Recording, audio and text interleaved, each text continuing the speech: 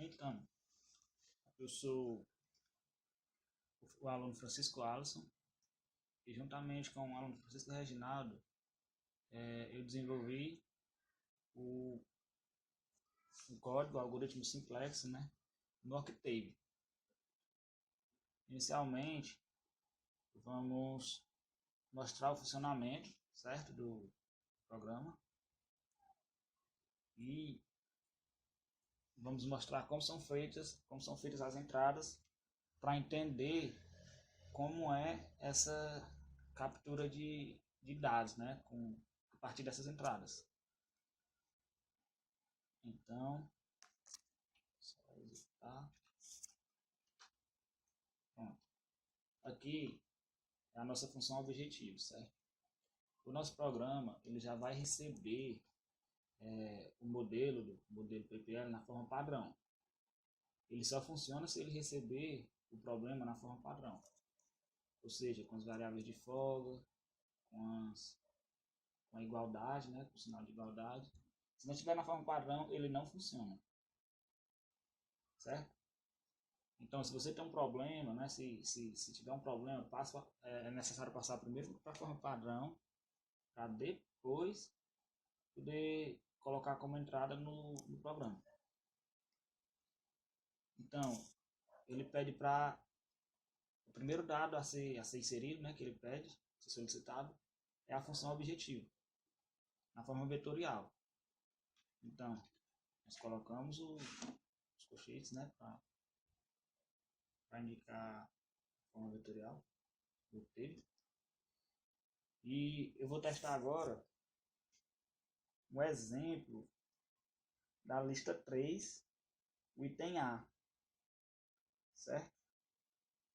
Lista 3 do item A. Lista 3 passada pelo professor do item A. A lista 3, a função objetiva é menos 10, os coeficientes, certo? É só os coeficientes. Menos 12, 0 e 0. Pronto. Após eu colocar a função objetiva, ele me pergunta quantas restrições, certo? Tem meu problema. Então, nesse problema nós temos duas restrições. Pronto. Agora ele vai pedir para me digitar as restrições, também na forma vetorial. Só que aqui é importante salientar que a restrição ela vai ser escrita na forma completa. Mas como assim na forma completa? É toda a restrição, até o elemento que tiver depois da igualdade. Certo? Aquele elemento que fica depois da igualdade, pois é, ele também vai ser inserido.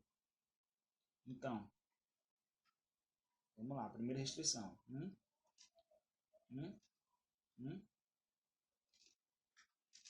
100. Esse elemento aqui da última coluna do meu vetor, certo? Ele é o elemento que está depois da igualdade. Então, o nosso programa só funciona assim. Você tem que colocar a restrição completa. Vamos colocar a segunda restrição.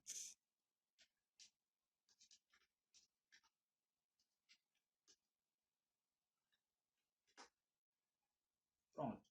Aí a partir daí é para ele já me retornar a solução ótima e já me retornar o custo ótimo. Lembrando, esse programa ele tem que estar na forma padrão. Ou seja, tem que colocar ele em minimização. Então o resultado desse programa sempre vai dar negativo, sempre vai dar um valor negativo. Porque ele está na forma padrão. Então, se tiver maximizado, se atentem aí para é bom se atentar, né, para poder converter para forma padrão, que é na minimização. Pronto. Aqui é o funcionamento do programa. Ele já me retornou a minha solução ótima, já me retornou o meu custo ótimo. Como vocês podem ver, ele já me retornou negativo. Por quê? Porque esse algoritmo ele trabalha com a forma padrão, entendeu? Certo? Então, esse é basicamente o funcionamento do programa. Agora, a partir daqui, eu vou explicar um pouco sobre o algoritmo. Então, agora a gente vai iniciar a explicação do algoritmo simplex, certo? Mas antes, é importante dizer que o livro que a gente se baseou, certo? Para desenvolver esse algoritmo, a gente se baseou no livro Pesquisa Operacional, certo? Para Engenharia. Eu acredito que a capa do livro vai estar aparecendo aí para o professor fazer a consulta, certo? E é isso, esse algoritmo ele foi baseado nesse livro, né? Nos ensinamentos desse livro, certo? Então, vamos lá. Então,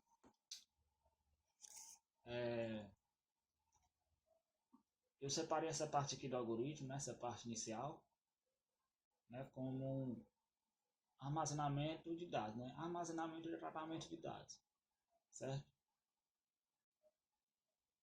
Eu preferi separar para deixar de forma mais organizada e mais intuitiva, porque essa parte aqui não é o algoritmo simplex em si, entendeu? É só a parte de captura de dados, né, de tratamento de dados, para depois a gente poder entrar realmente no método simplex propriamente dito, né? Então, vamos lá. O C aqui, ele é a nossa entrada da função objetivo, certo? Esse C ele vai receber a função objetivo, e na forma vetorial. Esse M aqui é o número de restrições, ou seja, é a quantidade de restrições que tem a minha função objetivo, é a entrada dessa quantidade. Após o programa, né, ele ter consciência dessa quantidade de restrições, aí eu vou poder digitar as restrições, né? Então, para isso, foi feito um for que vai de 1 até a quantidade de restrições, né? Então, aqui, ó, ele vai armazenar as restrições, que é a entrada das restrições, certo? Só que essas restrições, elas são digitadas individualmente. Ou seja, quando aparece lá, bonitinho, digite a restrição na forma vetorial, né? O usuário ele vai digitar cada restrição individualmente, né? Só que para trabalhar o simplex, a gente precisa armazenar essas restrições na matriz, certo? E é isso que eu estou fazendo. Eu estou já, no momento da entrada, armazenando na matriz AB, certo? Armazenando já na matriz AB. É importante, né, lembrar que as restrições aqui ela está na forma completa, né? Ou seja, ela está também juntamente com nela também está vindo o elemento que está depois da igualdade, certo? Depois ele vai ser separado, esse elemento que está depois da igualdade, que é o Bzinho, né? Na notação seria o Bzinho, notação do livro. Ok. Pronto, após armazenar as restrições na matriz AB, certo? A gente vai pegar o número de colunas de AB. Pronto. Aí, após o programa ter conhecimento do número de colunas, o que é que vai ser feito, certo? O programa ele vai pegar só a matriz A. Ele vai pegar todas as colunas de A, exceto a última. Por que exceto a última? Porque a última são os elementos lá que estão depois da igualdade. Então é isso que ele está fazendo. Ele está armazenando em A, né? Ele está armazenando em A todas as colunas de AB, exceto a última coluna. Por quê? Porque vai de 1 até NAB menos 1. Então, ele vai pegar até a última coluna de AB menos 1, ou seja, ele não vai pegar a última coluna. Então, ele retira a última coluna Bzinho, né? Que seria o nosso Bzinho na notação do livro, da matriz AB, separando A e B, capturando a matriz A. Entendeu? Aqui ele só pega a matriz A.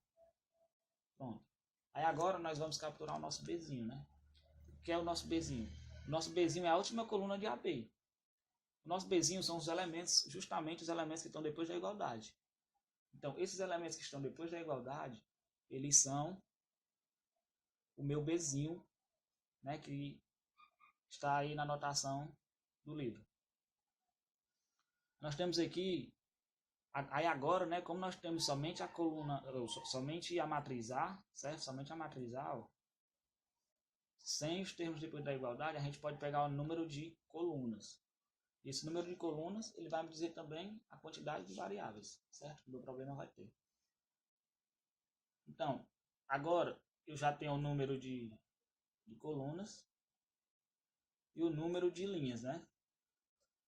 Agora eu posso calcular a quantidade de variáveis independentes. É importante, né, ter conhecimento das variáveis independentes, porque é ela que vai definir as minhas variáveis não básicas, né?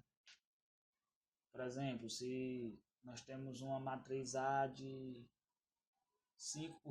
3 por 5, né, 3 linhas e 5 colunas, né? Então ele vai ter o quê? Ele vai ter duas variáveis independentes. Logo, eu sei que vai ter uma partição não básica de tamanho 2. Entendeu?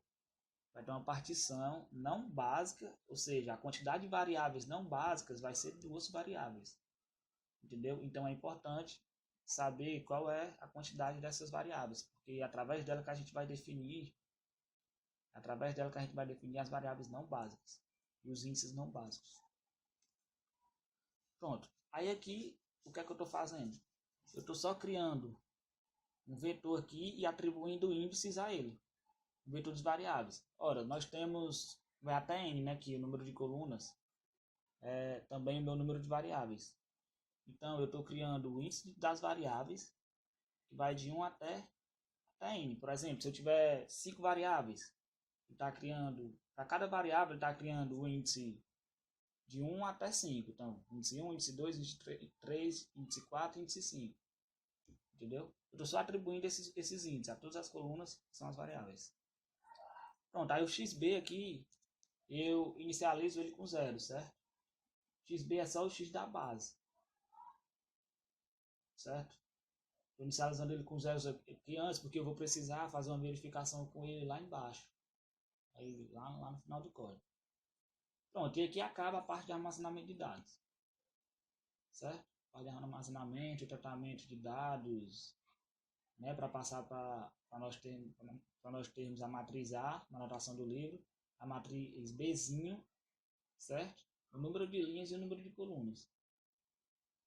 Agora vamos iniciar a explicação do método. Então, a primeira fase do simplex, né? Primeira fase é determinar uma solução básica factível, certo? Então, ela se inicia aqui, ó, a determinação dessa solução básica, né? Aí, aqui, esse if, né, é um contador auxiliar, certo? Que o que é que ele faz? Né? Ele verifica se essa é a primeira solução básica.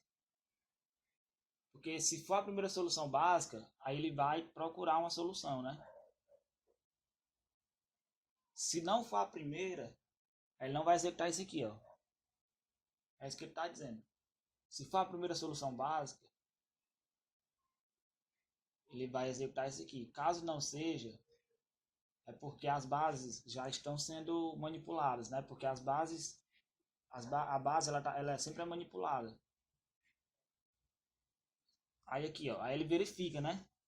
Aqui ele está dentro de um while. Ele vai chegar lá no final e vai vir de novo. Entendeu? Aí vamos supor, aí ele verifica se todos os elementos da solução básica, eles são positivos. Certo? Ele verifica se todos os elementos da solução básica são positivos. Porque se forem positivos, o que é que vai acontecer? Ele é factível, né? Se todos os elementos são positivos, ele é factível. Então, a partir daí, eu vou poder criar meus índices não básicos os meus índices básicos, certo?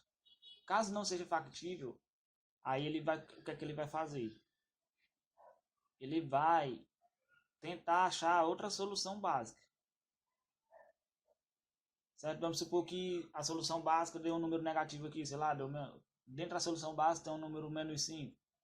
Aí ele vai cair aqui, ó.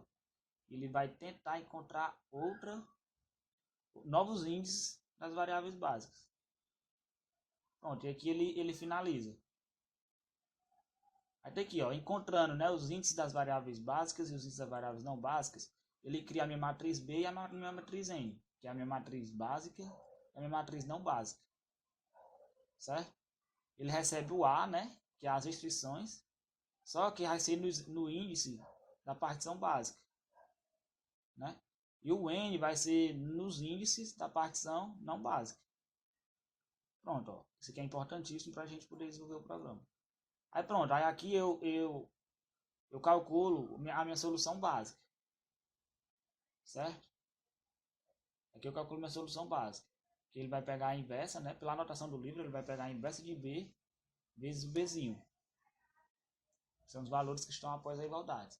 Aí aqui ele faz outra verificação. Ele verifica se todos os B's aqui são maiores do que zero, né? Verifica a factibilidade. Ele verifica o quê? Se todos os elementos da solução básica são maiores do que zero. Maiores ou iguais a zeros. Se forem, né? Aí o P vai ser igual a zero e ele vai sair do loop, né? Ele vai sair do loop, porque o meu P, enquanto o P for igual a 1, ele vai ficar executando, procurando a solução, ele vai ficar procurando a solução básica factível. Ele vai ficar rodando. Aí quando ele encontrar uma factível, ele vai sair do loop, ou seja, meu P não vai ser mais 1, vai ser 0. Aí aqui ele sai do loop. Pronto, essa é a primeira fase, né? Para encontrar uma solução básica e para encontrar a minha primeira solução básica, né? E para determinar os meus índices, certo? Os meus primeiros, a minha primeira partição básica e a minha primeira partição não básica, que é o índices básicos e o índices das não básicas. Então é isso, essa é a primeira parte do programa. Então, como agora a gente tem nossa primeira partição básica, a nossa primeira partição não básica, certo?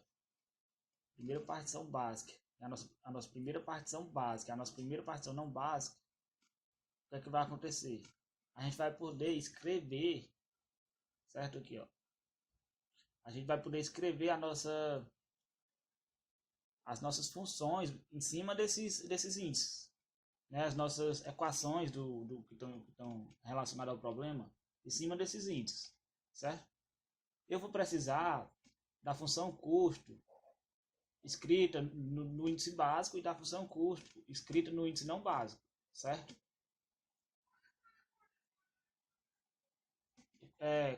O que é que eu digo? O que é que significa a função custo escrita no meu índice básico, certo? Vamos imaginar que nós temos a função custo com os seguintes coeficientes, né? 2, 3, 4, 0 e 0. O meu índice básico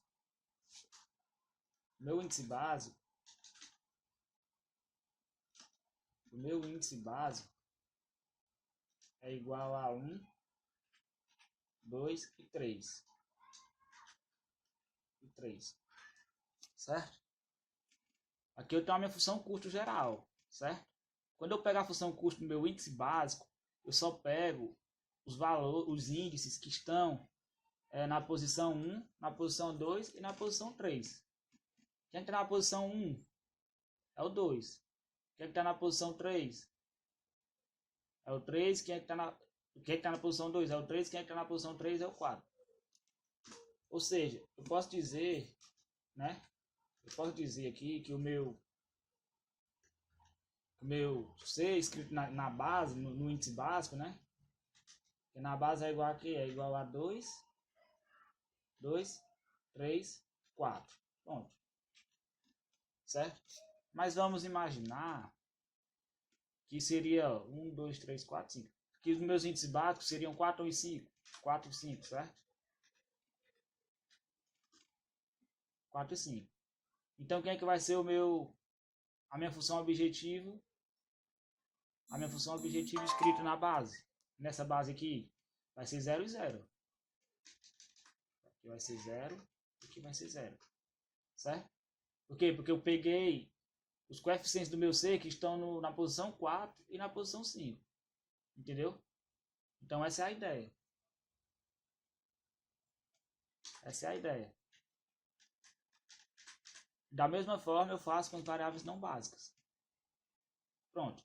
Eu vou precisar disso aqui para fazer cálculos futuros, desses dois. Por isso que eu estou pegando logo eles aqui. Aí eu vou precisar também do multiplicador simplex, né? Onde no multiplicador simplex, eu já estou utilizando quem? Eu já estou utilizando a função objetivo nas básicas. O cálculo dele é função objetivo nas básicas vezes a inversa de B, da matriz básica. Certo? O multiplicador simplex será necessário para calcular os custos reduzidos. Então, é necessário, para mim achar os custos reduzidos, eu preciso ter ele. Pronto, agora aqui eu chego nos custos reduzidos, certo? Então, vamos entender como é que funcionam os custos reduzidos. Os custos reduzidos, eles são calculados em cima das variáveis não básicas, certo?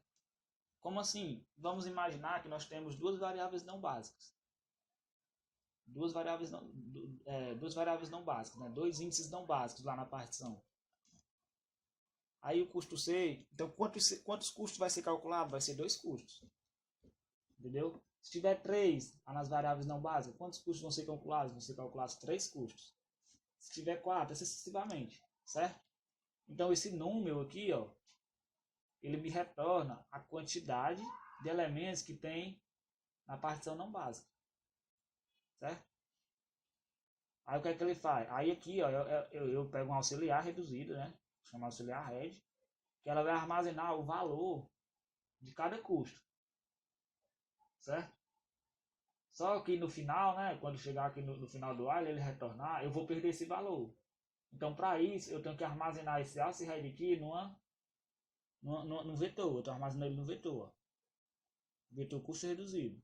Aí quando chega aqui, ó, o auxiliar é igual a vazio. Aí ele volta.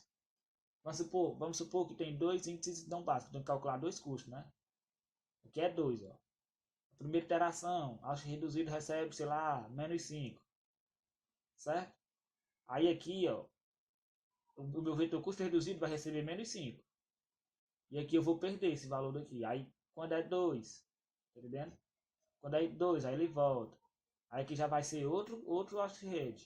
Aí esse auxiliar aqui calculado, eu armazeno no vetor. Esse vetor aqui ele não vai perder os valores dele. Então, à medida que eu for calculando cada custo reduzido, aqui eu calculo cada custo reduzido, eu vou armazenando em um vetor, certo? Vou armazenando em um vetor, para depois eu minimizar ele, porque eu vou precisar do elemento mínimo do vetor dos custos reduzidos. Entendeu? Aí pronto. Ou seja, aqui é para calcular todos os custos, tá? Os custos e armazenar eles no vetor. Pronto. Aí aqui é para me armazenar o menor custo reduzido e o índice desse menor custo reduzido.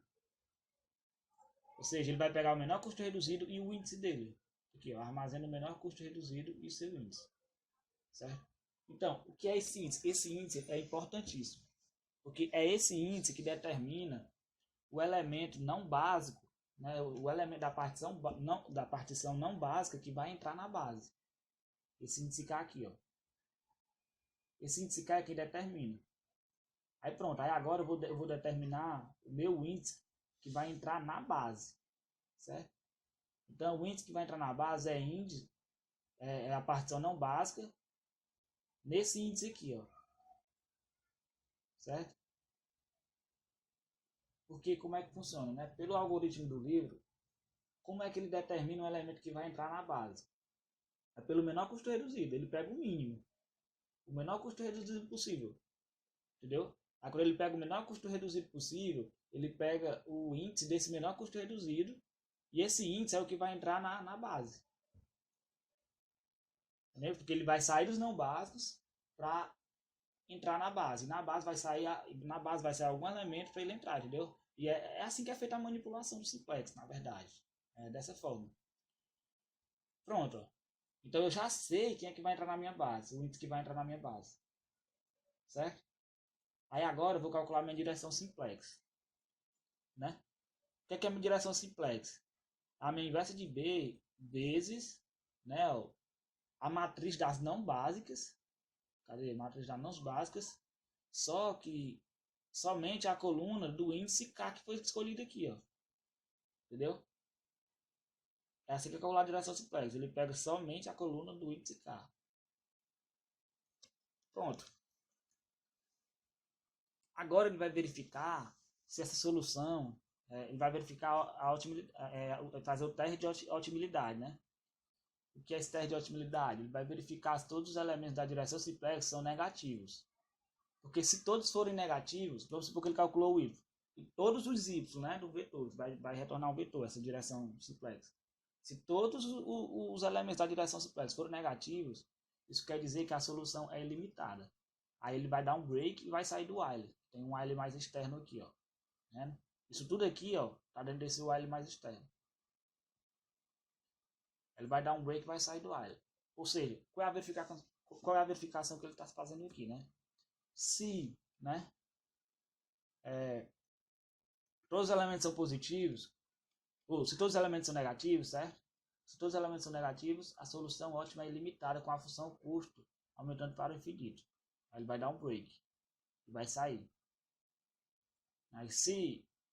Pronto, aí agora ele vai verificar se essa solução básica ela é ótima, certo? Se, né, todos os elementos do custo reduzido são positivos, aqui ele está verificando em cima do custo reduzido, são positivos, aí pronto, é porque a gente chegou na nossa solução ótima. Aí aqui ele já imprime a solução ótima, já imprime o meu custo ótimo, entendeu? Aqui ele está testando a otimilidade, certo? Aqui ele está fazendo o teste para ver se é uma solução ilimitada, e aqui, toda essa parte aqui, ó, né? E aqui é o teste se aquela solução é a solução, se aquela solução básica é a solução ótima. Aí ele faz a verificação pelos custos reduzidos. Porque segundo a definição, né? A definição diz o quê?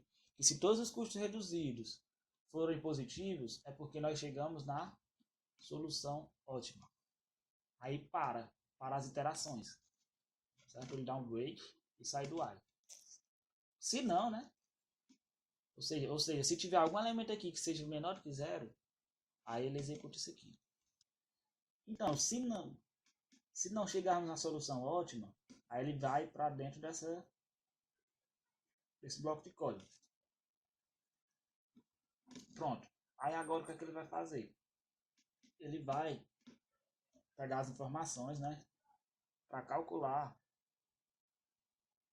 o meu tamanho do passo, certo? Para calcular o meu tamanho do passo. Se y, né? Que é o quê? O y que é a minha direção simplex. Se for maior que zero, aí ele vai pegar o xb, porque assim, ó, porque para me calcular o tamanho do passo, eu tenho que pegar os elementos da minha direção simplex e dividir, não, os elementos da minha solução básica, né? E dividir pelos elementos da minha solução, da minha direção simplex, certo? Só que tem que seguir uma condição. Ele só pode fazer isso se com os elementos da direção simplex forem maior que zero. Então ele faz essa verificação aqui, ó. Se, né? Esse elemento da simplex, esse elemento aqui nessa posição aí da coluna 1 for maior que zero, aí ele vai calcular o tamanho do passo, não é o tamanho do passo, é auxiliar o tamanho do passo.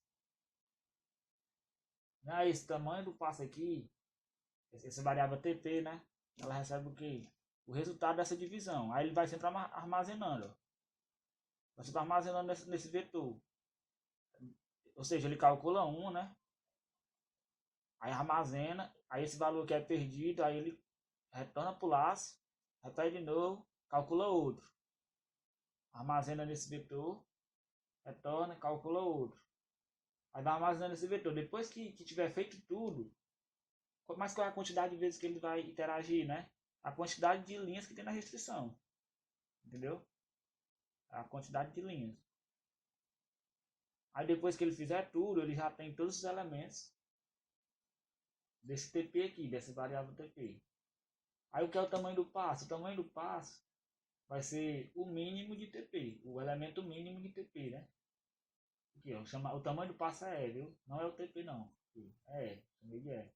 Eu tô tentando seguir ao máximo a anotação do livro, certo? Então o tamanho do passo é E, certo? Aí pronto. Aí depois, pronto, depois que eu determino o tamanho do passo, depois que eu já tenho o tamanho do passo, certo? Depois que eu já tenho a minha direção simplex, certo? O que é que eu tenho que fazer? Agora eu vou determinar a variável que sairá da base, né? Então, essa equação aqui, ó, o que é que ela faz, né?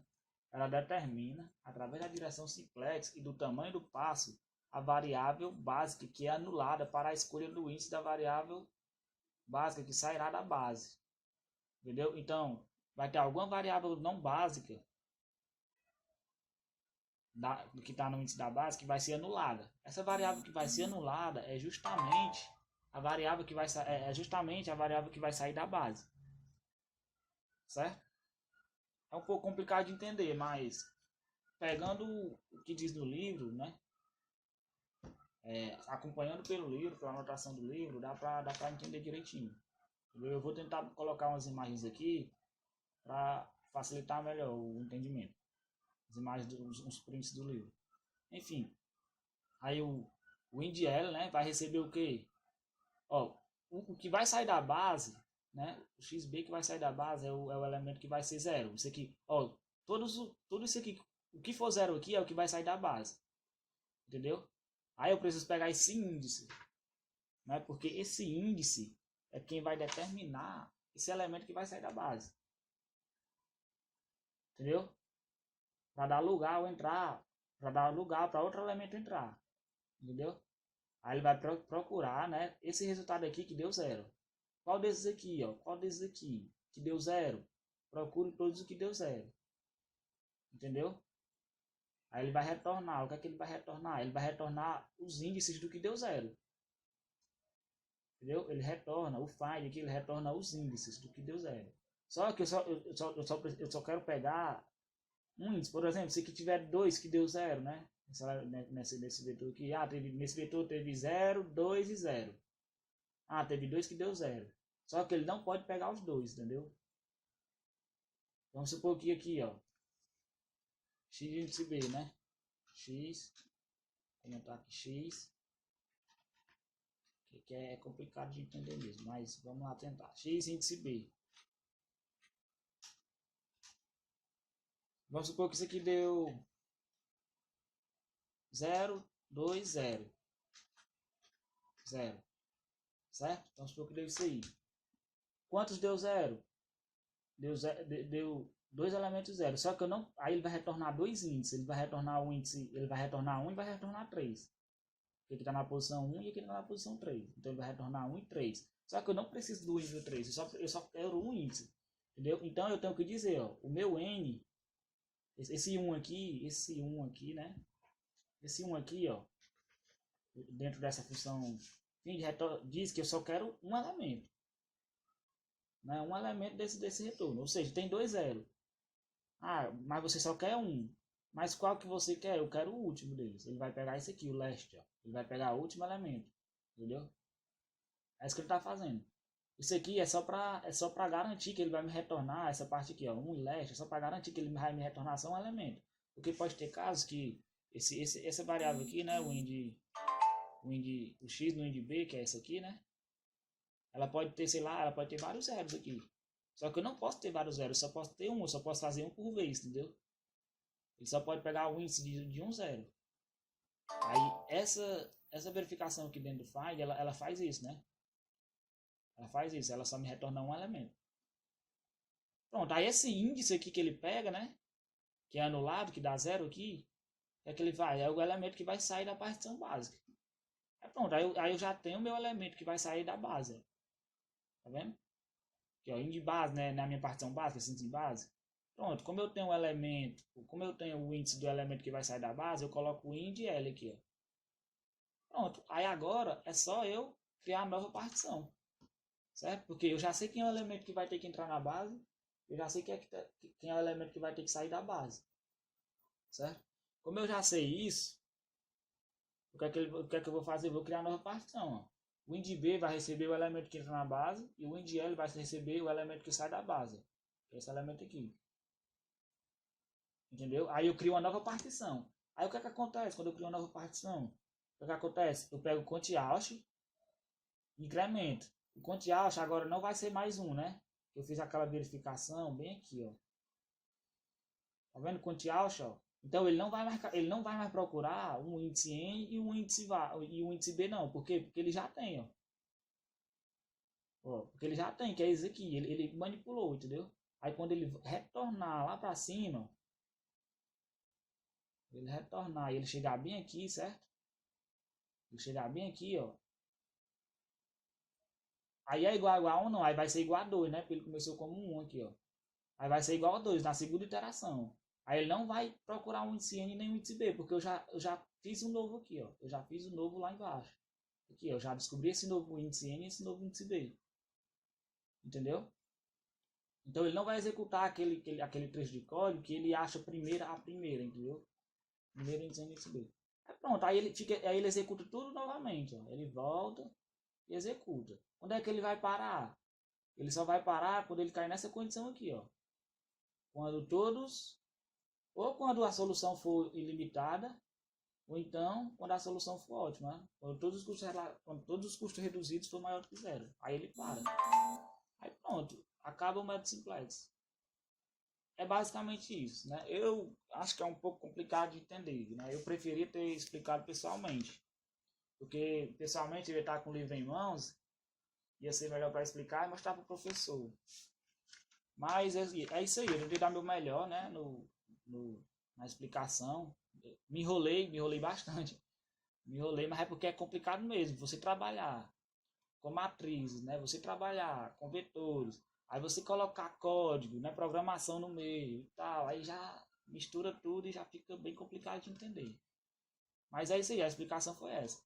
Agora eu vou fazer só uns testes, né, com a solução ilimitada e com a solução com problema, né, que deu uma solução ilimitada e com problema normal, certo? Para o professor verificar aí o funcionamento do programa. Então vamos lá.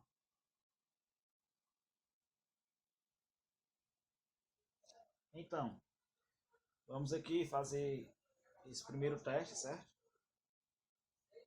Um problema de programação linear com a solução limitada, certo?